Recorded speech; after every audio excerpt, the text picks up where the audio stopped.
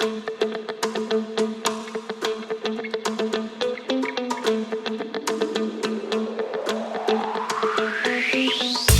my name is Kandra. I am the Director of Business Development here at Scoop Soldiers, and we are still at the Orlando Home and Garden Show, and quite often I get to meet people along the way and maybe get them to come on the podcast and talk a little bit.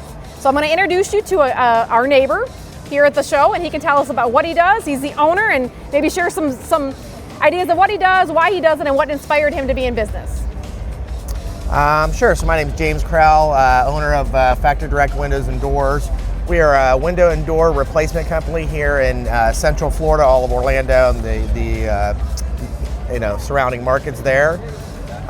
So basically, why did I decide? What made you wake up one day and be like, you know what I'm going to do? I'm going to own a business, and it's going to be. Sure. Well, that's interesting. So I went to always wanted to own a business, and I went to college, UCF, and got a business degree. I was in retail. I was in banking for a little while. And then realized that I wasn't really cut out for corporate America. Didn't fit with me, so I went into real estate. And at that time, I started selling windows. Because when you're doing real estate, you don't make money at first. So I started doing sales for another company, and then found that there's a need for a good, affordable price window in Central Florida that meets all the needs and is priced fairly. And so I partnered up with my partner, he's a licensed contractor since '86. And we decided to build Factory Direct Windows and Doors. Okay. And have been, rocking and rolling ever since, and It's been great. So I would say, I've owned businesses for 25 whatever years, and I always feel like in this podcast, it almost always starts the same. I didn't mean to start a business, but I found a niche. Like I found an issue that I fixed it. We talked to the groomer over there. She found a niche that she was able to make a shampoo and conditioner that was better, and she figured out how to fix that problem. So you and your business partner kind of got together and thought, look, we got a problem, not a problem, I should say, you have the solution to what could be a problem in the area, and you guys just kind of took off. How long have you been in business for? So we're going on our third year, so 3 years. Oh, wow, okay.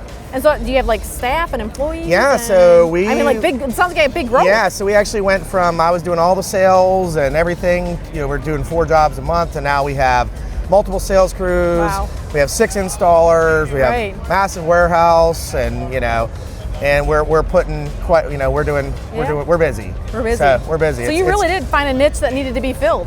Yeah, I mean we it was a great. It just worked out really good for. We were able to scale it and have really good marketing. We have really great marketing. We started right from the beginning with that. Okay. I think, and that helped quite a bit, and focused on areas that were our sweet spots. So we're in Oviedo, which is north of Orlando, and it's a great community. We love it, but it's all the houses are 30 years old, and it's a higher income area. So we kind of focus on the areas that meet that's where our clients are. Right. So that's helped us to grow. So what would you say would be the difference between your company, like a small independent, not small anymore, but like an independent company, and one of these the bigger franchises or the bigger, I don't even know franchises, bigger organizations that are nationwide? Sure, I think really one of the bigger things is that when you call and you get a hold of our person, we're family. My mother-in-law answers the phone. Okay. She's retired prison warden. She's very organized, very great at what she does, but she loves it. She answers the phone, she sets the calendar. If there's an issue, it's Rocky and I's word. Okay. So it's our reputation, it's my character. So if we promise you something, it's on me and him as the owner. So you might not get that with a larger company. It's just a different feel. It's just a different feel. Yeah. We're going to give you as much, benefits of working with a larger company, but also having, a handshake kind of mentality. Look them in the eye kind of thing. Yes, yeah. we do what we say we're going to do. I mean, we make mistakes for construction, things happen, but at the end of the day, we're going to follow through and make sure that everything we say or anything that our employees say, we're going to follow through and make sure it's right at the end. So on the Find Your Gold podcast, we talk to a lot of entrepreneurs, some small, some big, some franchise, some not. And the question I usually ask is, if you were talking to somebody at a coffee shop, right, and they were like, God, I really think I might want to be my own boss. What advice would you give them, or where would you tell them to look, or how would you steer them into doing their due diligence to make sure it's... Sure. So first is learning, right? So listening to podcasts. I had other businesses that failed before I did this one.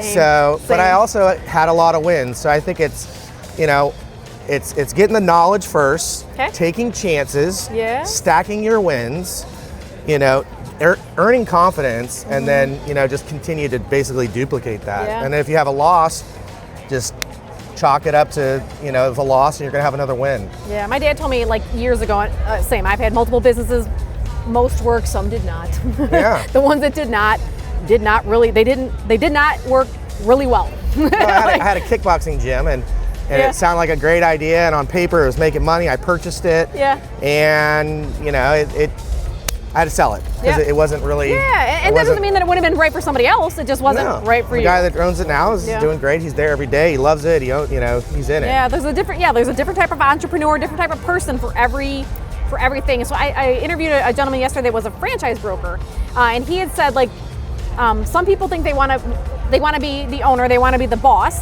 but they don't really exactly always understand what all that means. So my example to him was, sometimes when you got to do payroll, sometimes the boss doesn't get paid, you know, like right off the bat. Like, I mean, there's sacrifices and things that have to get done, and that kind of led to our conversation about like some semi-absentee owners, and not that you were semi-absentee with the gym, but I was semi-absentee at the gym. So that might have just been like, if you had been at a different point in life where you were not like you were full there, it might have been different. So that was just not the right business for you at the right time. No, for me it wasn't the right business. You know, it was. I think what I learned is, for me, is when it's a small price point, it's really hard to move the ticket quickly. Okay. So you gotta sell a lot of coffee shop. You gotta sell a lot of cups of coffee. You know, it's a lot of. So where in a business like this, we realize, you know, if you want to grow, you can grow quickly by not having to do too many more transactions. That makes sense, right? It does. Yeah, it does. So for me, that was a big kind of takeaway. I probably won't go back to anything that's a smaller ticket item. Yeah. Okay. If I ever did another business again. Yeah. So Soup Soldiers is almost the exact opposite. Okay. We focus on pet waste removal, and we're usually in the $25-ish dollar per scoop.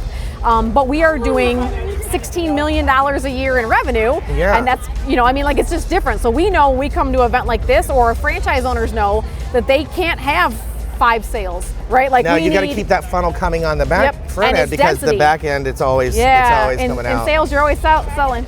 You sure can. Help yourself, buddy. You're welcome.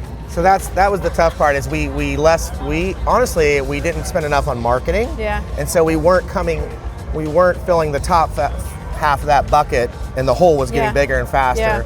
Yeah. And you learn it. Yeah. So now we were more marketing focused when we did this business. Okay. So someone else that was, well, first of all, if someone's looking for windows, we will, I don't know what the right words are, right?